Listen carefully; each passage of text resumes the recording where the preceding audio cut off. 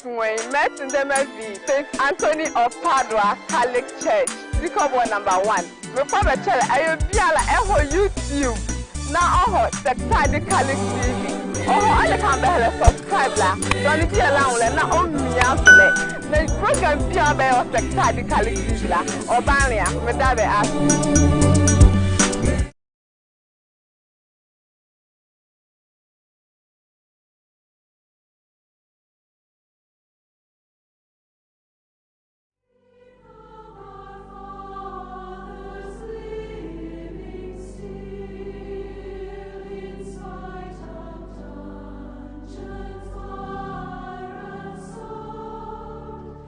On this day, the 6th day of October 2020, the Diocese of Sekondi Takoradi commemorates the 40th anniversary of the death of Most Reverend Joseph Amihie Essuah, the first bishop of this diocese. Most Reverend Joseph Amihie Essuah was born on 21st August 1908 at Benin in Western Nzema.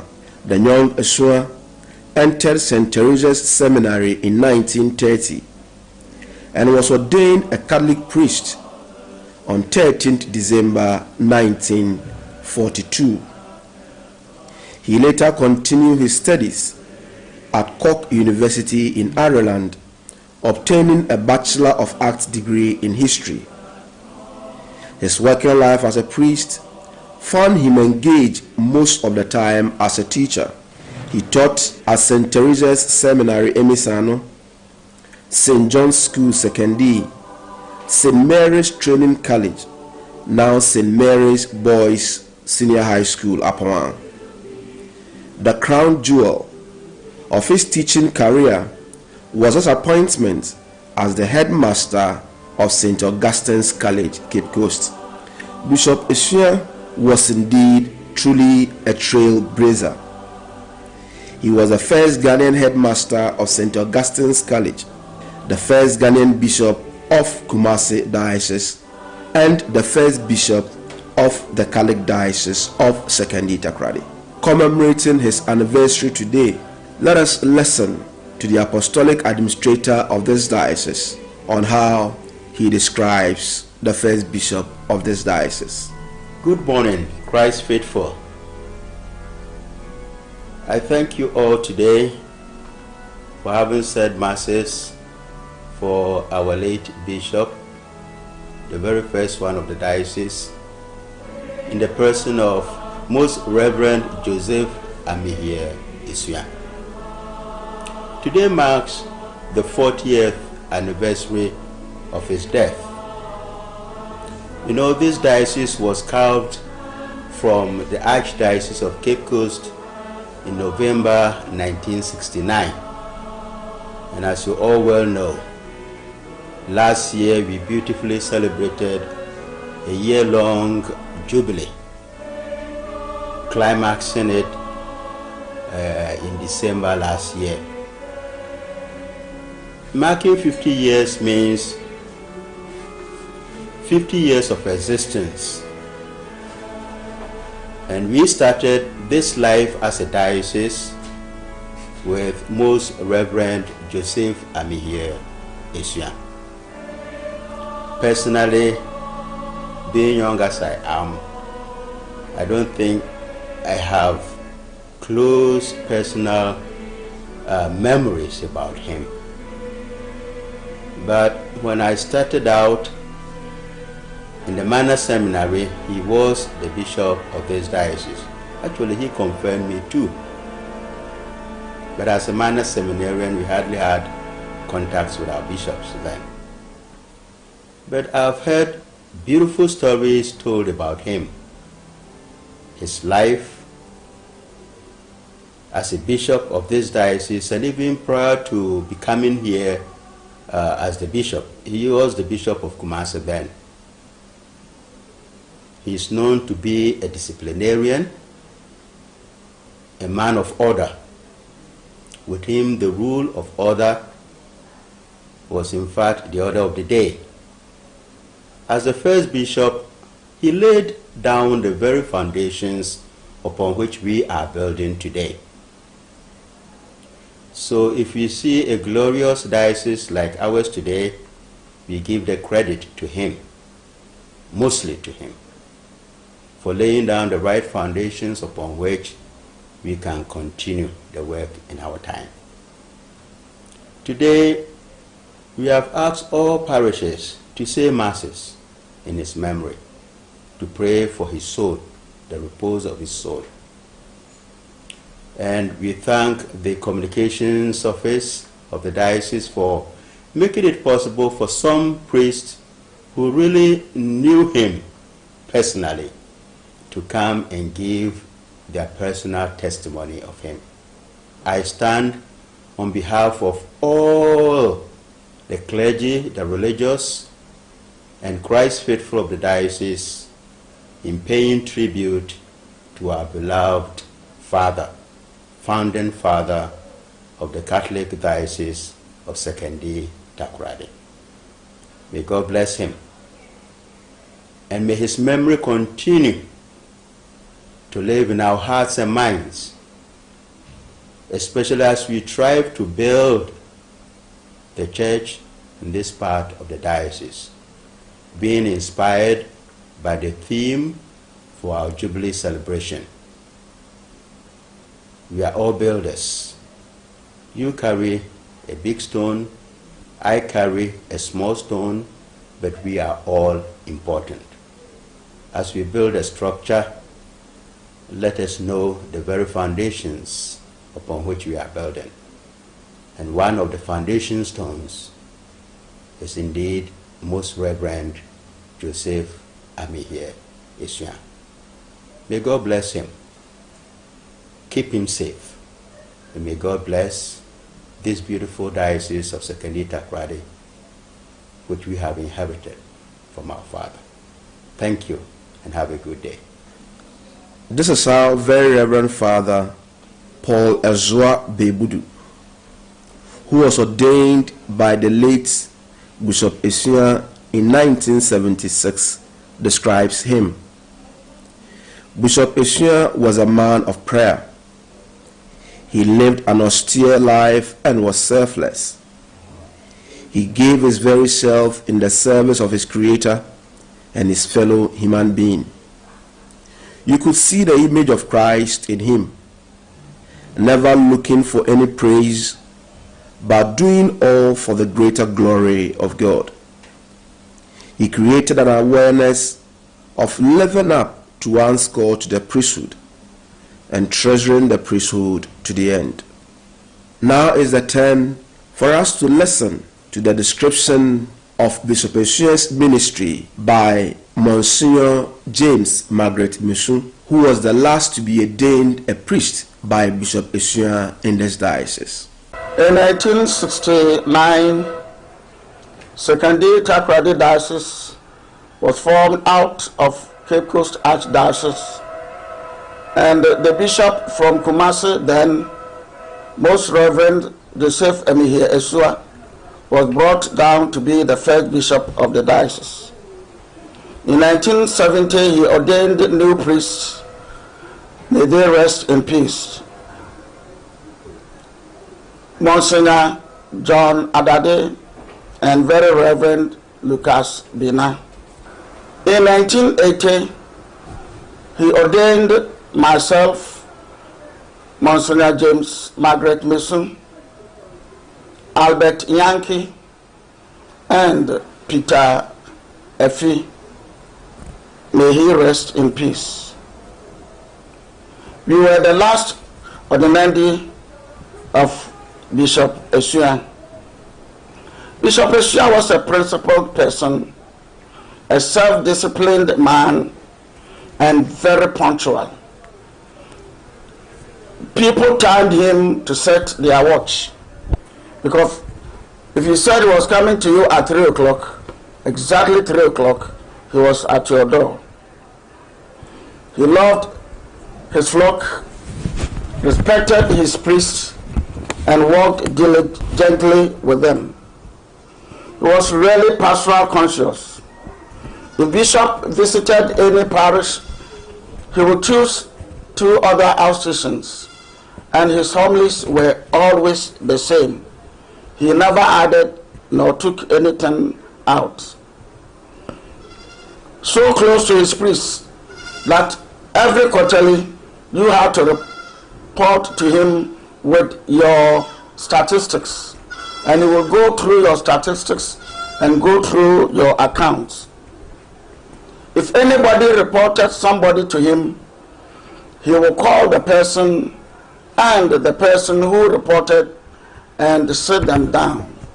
This made his bishopric period very, very clean, peaceful, and appreciative to all. Bishop Essuah was buried on a Sunday, which is not liturgical. But the reason is this. Bishop Essuah died in the cathedral while he was speaking and attending to his flock. He was speaking because it was the centenary for the nation, and the diocese was going to celebrate her part. And because the Sunday was going to be the climax, Bishop was buried on a Sunday to climax our anniversary. And so Bishop Essuah became the first bishop, a very pastoral man, very dedicated man, and his passing was a big blow to the diocese. May he rest in peace. This is the tribute of Monsignor Austin, who was ordained a deacon by the late Bishop Essuah. For me, as a seminarian at that time, the 1980s, when I was in the major seminary, I had opportunity to meet with him on one-on-one in his office. He called me for a certain discussion which was personal, but I learned a lot from him because he was man of his words, an honest man, a disciplinarian. He was very, very time conscious, in the sense that if he gives you time to meet him in his office at 9 o'clock, you will come and meet him waiting for you. But what I learned from the elderly priests who had known him and were very much enthused with him, as I've already said, he was a disciplinary man, priest or bishop. And one thing we learned was that if he asked you to fill in or do your annual statistics, which you fail to do, at your retreat, you have to bring all your books from your parish to bring to him for him to investigate that you find time to complete the work that you are supposed to do in terms of the annual statistics, which he has also to do his part by sending the results to Rome. So this is what we learned from the priest. And of course, he's very jovial, but very sincere and very pastoral man.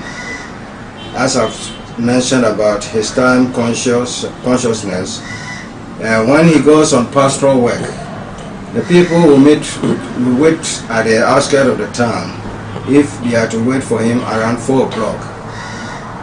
By 3:30, he's already at the outskirts, somewhere hiding. Not hiding in the sense that nobody will see him, but just waiting for the time to strike on the dot. And that will bring him to where the people wait on him.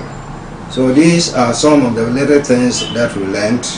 And of course, with a priest and his disciplinary measures, if a parishioner reports you, a priest A, that he or she didn't find anything good about, or there's some kind of misunderstanding in the parish, and you come and then tell the bishop about such a priest, he will listen to you, and then he will set a time.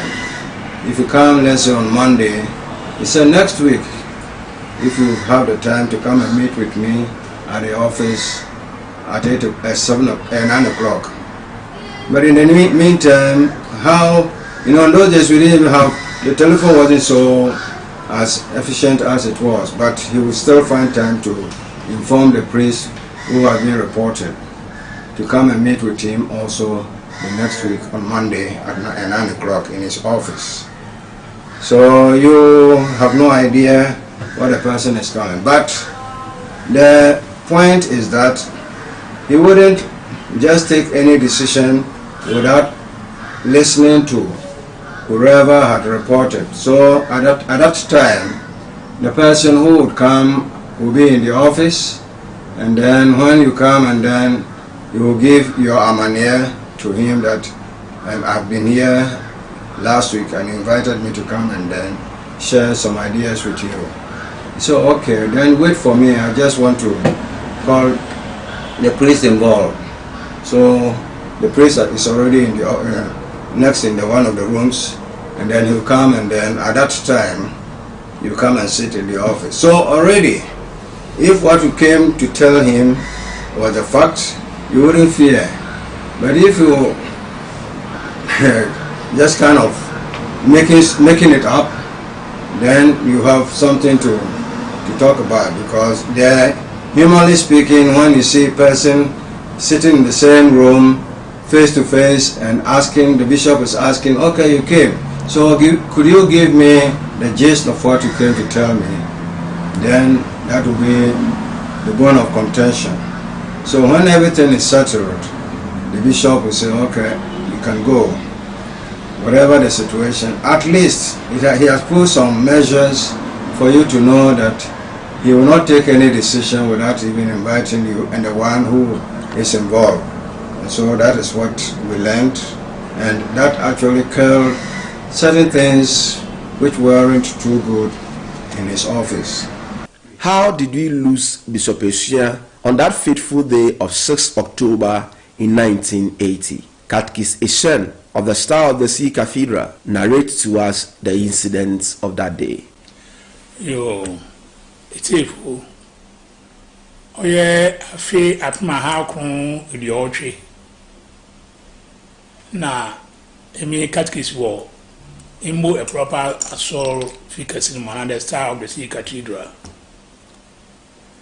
Na Ghana man yinara yirizi infi oha abra kalek asor oba Ghana ham inti diocese obia zineze na yezin emra so there or there yezi damo affection inti the affection doing yezin yejin obese ne bosoman ne da otodo esia wopo no nso na ye baba ya soren nukwasemi bishop wa hye na atar orba no bedu altar no don o insense o tani wi na obeje don adom no hye ase eja oba na ne kase ni hu do yeden orukofom na Father Boma na amna Father Dazi wo ho woman do no be share me office wo mu ntanche bia na Dr. Kwao na Dr. Boyfriend Dr. Shen wo ba man do na wade ne share kam ye di no rashi ndi chapel kwa ne mama me kauni na ye man ye de no call Takrady hospital ye European hospital nyamin chaza ye koya ye ko to that fupi wa abofu ina wo ka ho na wo kan Dr. Fo bien ya won wo koya no na nukoi wujade woye kwembi obafadi biara ede wo hwema bishop onya na apu mzen woye ye wanye den wanye ye the be 30 minutes time na wo me yeti ase de bishop woye nyamenezi.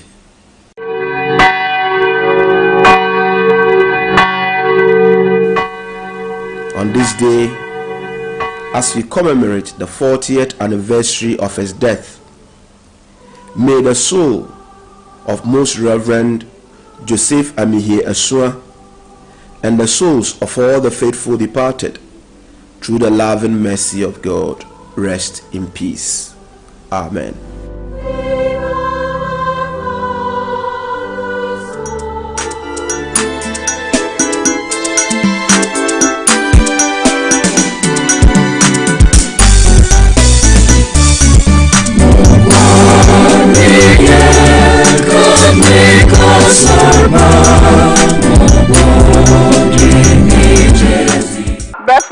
Miss Wayne met in the St. Anthony of Padua Catholic Church, Jacob number 1.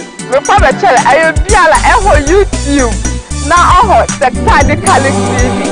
All the can subscribe la. Don't be allowed na on me out there. The program be sector the Catholic TV la. Obania, me that be ask.